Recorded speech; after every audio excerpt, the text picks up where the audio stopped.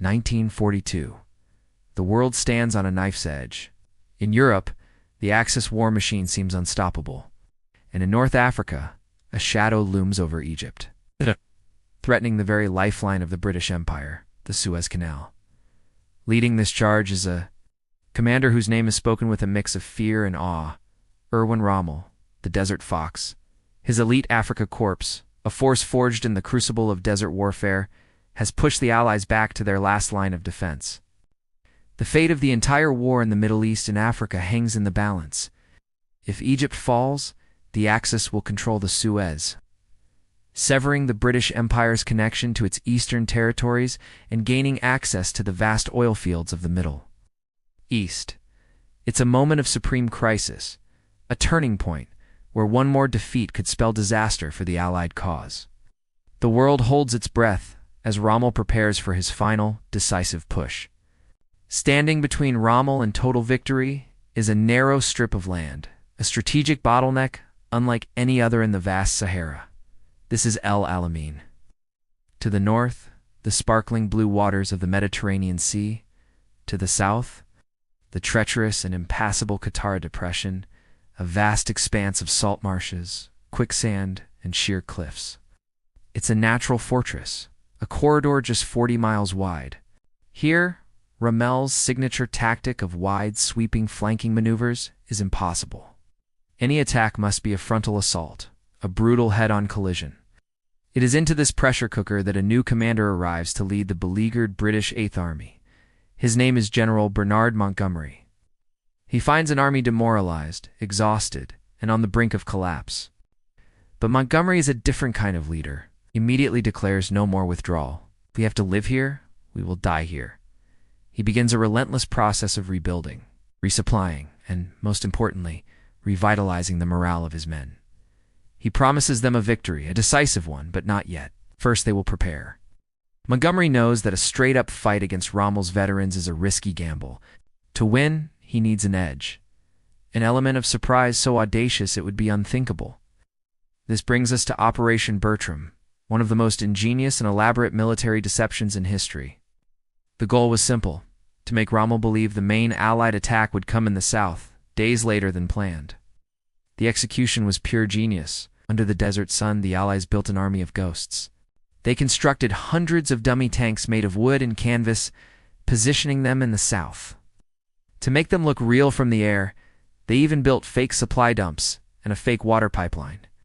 Miles and miles of it, all designed to create the illusion of a massive buildup. Meanwhile, in the north, the real preparations were hidden with incredible skill. The actual tanks, thousands of them, were concealed under specially designed covers that made them look like ordinary supply trucks. Artillery pieces were disguised as transport vehicles. Mountains of ammunition and fuel were camouflaged to blend seamlessly into the desert landscape. For weeks, the Allies played this shell game, meticulously moving their real forces into position at night and hiding them by day, all while making a grand, visible show of preparing for an attack in the completely wrong place. The deception was so complete that Rommel, who was unfortunately away on sick leave at the start of the battle, and his command staff were thoroughly convinced. It concentrated their best panzer divisions in the south, waiting for an attack that would never come. Then, on the night of October 23, 1942, the northern desert exploded.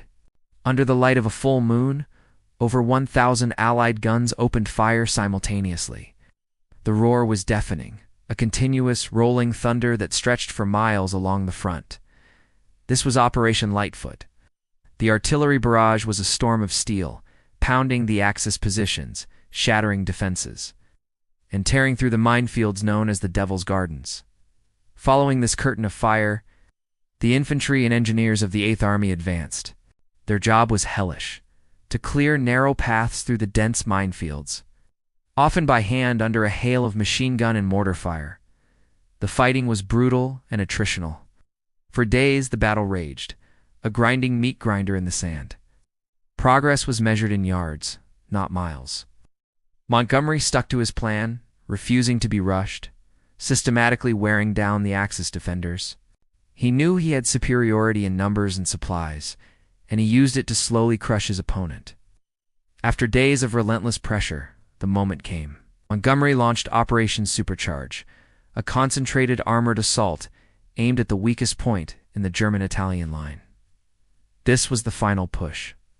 Allied tanks, which had been held in reserve, poured through the cleared lanes in the minefields.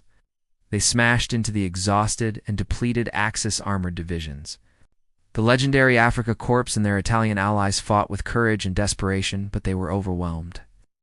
Their fuel was low, their ammunition was spent, and their numbers were dwindling. A critical breakthrough was achieved. The Axis line, stretched to its breaking point, finally snapped as the battle turned into a rout. With his forces disintegrating, Rommel had no choice but to signal a full-scale retreat. But it was too late. The Eighth Army was in pursuit, harrying them relentlessly. What was once the seemingly invincible Afrika Korps was now a broken force. Fleeing westward across the desert, leaving behind thousands of prisoners and vast quantities of equipment, the Desert Fox had been decisively beaten. The victory at El Alamein was more than just a successful battle. It was a fundamental turning point in the Second World War. It was the first major land victory for the Allies against the Axis powers, and marked the definitive end of Axis ambitions in North Africa. The threat to Egypt, the Suez Canal, and the Middle East was eliminated forever. Winston Churchill famously said, "Before Alamein, we never had a victory. After Alamein, we never had a defeat." This triumph electrified the Allied nations, providing a massive boost to morale at a time when it was desperately needed. It proved that the German army and the legend of Rommel himself could be beaten. More importantly, this victory in the desert secured the southern flank for the next great Allied endeavor, Operation Torch, the Anglo-American invasion of Northwest Africa. Together, these campaigns would clear the continent of Axis forces, paving the way for the invasion of Italy and the eventual liberation of Europe. El Alamein may sometimes be overshadowed by later, larger battles, but its impact was monumental. It was here in the sands of a forgotten corner of Egypt that the tide of the war truly began to turn. Thanks for watching. If you found this piece of history as fascinating as I do, make sure to like this video and subscribe to the channel for more deep dives into the pivotal moments that shaped our world. See you next time.